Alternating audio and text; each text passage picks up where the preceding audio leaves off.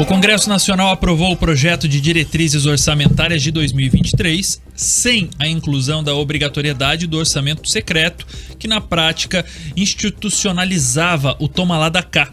O projeto prevê reajuste, contratações e reestruturação de carreira para policiais federais e também do Distrito Federal. Bom, o texto teve aí 46 votos a favor e 23 contra no Senado. Já na Câmara dos Deputados foram 324 deputados federais a favor e 110 contrários. Para falar sobre isso, a gente vai até Brasília conversar com a repórter Camila Andrade. Camila, boa tarde para você. Teve manobra do presidente do Senado, Rodrigo Pacheco, para tentar evitar a retirada do orçamento secreto do texto, mas foi aprovado ainda assim, nada adiantou. Então, tanto o presidente da Câmara, Arthur Lira, quanto do Senado, que queriam esta inclusão, agora tem pela frente uma derrota, não é isso? Boa tarde. É isso, Rafa. Boa tarde para você, para o Escola, Juliano, todo mundo que está com a gente aqui no RIC Notícias Opinião. Teve muita articulação, eles tentaram ali fazer uma manobra, inclusive ontem tivemos o adiamento dessa sessão depois que ela já estava em andamento, justamente por conta disso. Já sabíamos que a LDO ela seria aprovada, mas havia ainda essa expectativa de que eles conseguissem ali incluir que fosse impositivo, então, essas emendas do relator que ficaram conhecidas por aqui como orçamento secreto, né? Diferente das emendas individuais e de bancadas, esses recursos eles são definidos pelo relator e muitas vezes são usados, como vocês disseram, para esse toma lá da cá. Inclusive teve acusação de parlamentar de ontem para hoje, tudo isso em discussão, e a ideia era que eles conseguissem manter isso no texto, mas como já tinha muita pressão, em especial dos políticos da oposição, ontem mesmo o relator, o Marcos Duval, ele disse que retiraria ali o artigo, o ponto específico que tratava dessa impositividade. Esse texto foi então para plenário, começou a ser discutido lá no Senado. O próprio Eurovisto Guimarães, que é senador paranaense pelo Podemos, ele destacou que aquela alteração ela não era suficiente, justamente porque tem outros artigos dentro do texto que podem ainda dar indicativo de que essas emendas passem a ser realmente impositivas, ou seja, que o governo seja obrigado a pagar. Houve essa discussão, mas também tinha um outro desentendimento, assim, digamos, em plenário, por conta da ordem de votação. Os parlamentares, os senadores ainda tinham que votar também os vetos do presidente, mas isso foi invertido. Então, por conta de toda essa confusão, essa falta de entendimento, Pacheco achou melhor paralisar essa votação e retomá-la hoje às 10 da manhã. Como você disse, o placar lá no Senado ficou 46 votos a favor e 23 contra.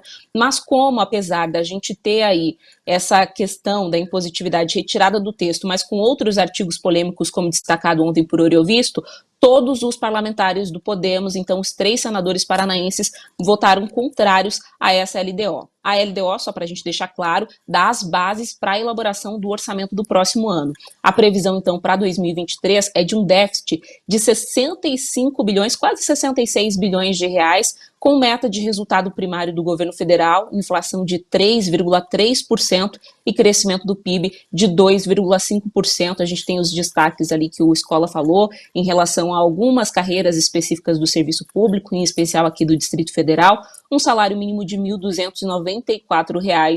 Esse texto agora ele segue para a sanção presidencial. Camila, obrigado, viu, por essas informações, pela atualização, até porque esse revés não era esperado lá no Congresso não, né, Pedroso? Pelo contrário, Escola. Pelo contrário, os presidentes das casas apostavam que passaria. Por quê? Eles já estavam contando com esse instrumento para garantir as suas reeleições. Ou seja, se tem uma coisa que político é bom, é para defender o seu projeto de poder. Então você tinha ali o Rodrigo Pacheco, presidente do Senado, querendo esse instrumento para poder garantir que ele pudesse ser reeleito para o próximo biênio, e você também tem ali o Arthur Lira na Câmara Federal esperando que ele tivesse esse dinheiro, conseguisse manejar as verbas ali dessa emenda do relator para também tentar garantir a sua reeleição a presidente da Câmara. Nesse caso, eles não conseguiram atingir seus objetivos, de fato, um revés inesperado, Escola. Faltou articulação, claro, dos dois lados, e a Camila quer complementar a informação, inclusive, lá de Brasília. Camila. A gente só tem que tomar cuidado, porque como destacaram alguns dos parlamentares que se posicionaram contrários a essa LDO, que apesar da gente ter tirado dali o principal artigo que tratava da impositividade diretamente, há outros detalhes nesse texto que podem dar margem para que mais para frente eles consigam ainda a impositividade das emendas de relator. foi uma derrota, digamos assim, mas ainda pode haver uma vitória no final das contas, é isso que tem dito pelo menos a oposição. Temos que ficar alertas agora. Tá certo então, Camila, obrigado pela sua participação aí da Capital Federal. Daqui a pouco a gente se vê no RIC Notícias Noite também, na tela da RIC TV. Então a gente tem que ficar alerta, basicamente é isso, porque o orçamento secreto, como a Camila explicou, como a gente trouxe no início, é um baita de um toma lá da cá, sem transparência alguma, dinheiro público jogado no ventilador. E escola, o que vale salientar para o nosso ouvinte atento é o seguinte: ele deixou de ser impositivo, não quer dizer que ele deixou de existir. Ou seja, inclusive os membros da oposição ali, imaginando que eles podem vencer as eleições, eles querem manter o instrumento, mas não impositivo. Eles querem deixar ali para quem tiver de ocasião para negociar. Então foi uma derrota dos presidentes do Congresso, mas aí eles não deixaram morrer. Ou seja, foram alguns anéis, mas ficaram os dedos. Tá aí o Pedroso com a opinião dele, 4 horas e 55 minutos. Vamos dar uma atenção para os nossos ouvintes, Rafa? Muito bem, vamos com as participações dos nossos ouvintes. Aqui no finalzinho do jornal, nós estamos ao vivo no YouTube, nosso canal é Jovem Pan Grupo RIC. Aí o pessoal está comentando vários assuntos que nós trouxemos ao longo da tarde, né? Muitos ouvintes levantando questionamentos a respeito da morte do guarda municipal em Foz do Iguaçu, questionando diversos pontos, cobrando inclusive, né? Tem até o Álvaro Vernez botou a mensagem dizendo assim, ó, é lamentável o que aconteceu e ver um debate político ser pautado por crimes como esse. É muito triste que nem um político apareça refletindo sobre a sua responsabilidade e o que realmente pode ser feito para amenizar essa polarização contrária, né, Pedroso? A gente deve ver daqui para frente um acirramento dessa polarização toda. Eu duvido muito que esse caso seja suficiente para a gente colocar panos quentes e baixar um pouco a temperatura da coisa.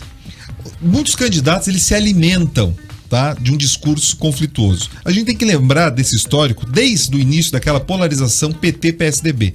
Então esse fenômeno de você tentar demonizar o adversário, atacar o adversário, criar um nós contra eles não é novo.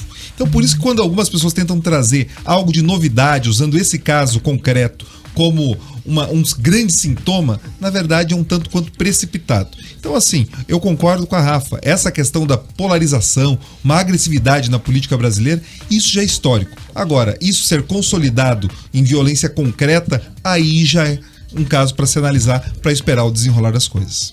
Tá aí, Pedroso, obrigado pela sua participação hoje. Amanhã tem